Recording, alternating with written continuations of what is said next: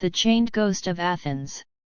Long ago, in the heart of ancient Athens, there stood a grand yet eerie villa, known among the townsfolk as the House of Chains. Its marble columns, once gleaming under the Athenian sun, had dulled with time. Vines crept up its stone walls, as if trying to strangle the life out of the house itself.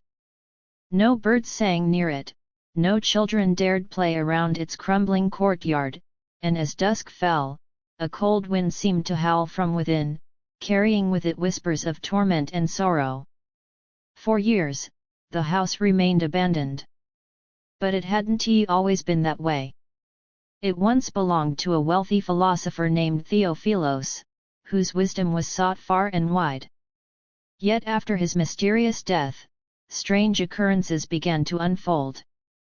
Residents reported hearing the rattling of chains echoing through the streets at night. Those brave or foolish enough to enter spoke of a spectral figure, bound iron shackles, wandering the dark corridors, moaning in agony. Many believed it to be Theophilos himself, cursed to roam his home for eternity. One day, a scholar named Athenodorus arrived in Athens. He was a man of reason, unafraid of superstitions, and intrigued by the tales of the haunted villa.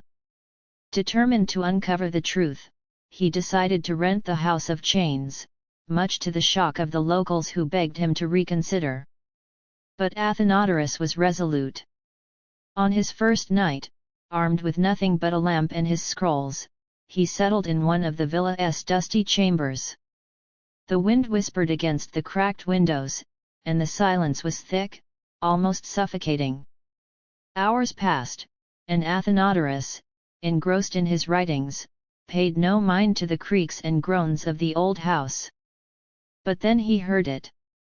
A faint clinking sound, like metal brushing against stone. It grew louder, more distinct, until it became the unmistakable rattle of heavy chains.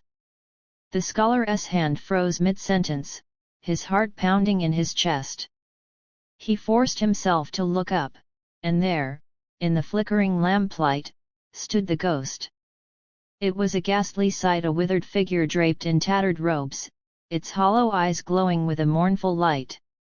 Rusted chains coiled around its emaciated limbs, clinking with every tortured movement. It raised a skeletal hand, pointing toward the courtyard, its mouth opening in a silent scream of despair. But Athenodorus, ever the rational man, did not flee.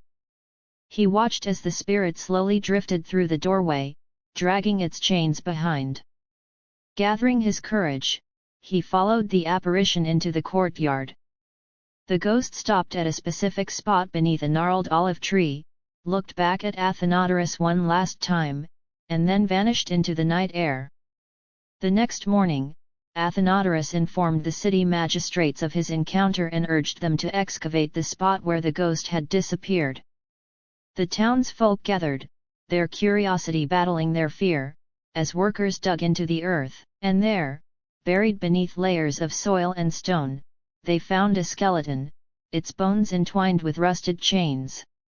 The remains were carefully unearthed and given a proper burial, with all the rites and honors due to the dead. From that day forward, the House of Chains grew silent. The rattling ceased, and the ghost of Theophilos was never seen again. The villa was eventually restored, its dark past fading into legend. But some say, on moonless nights when the wind is just right, if you stand beneath the old olive tree, you can still hear the faint echo of chains, a reminder of the tortured soul who once wandered the halls of Athens, seeking freedom from his eternal bonds.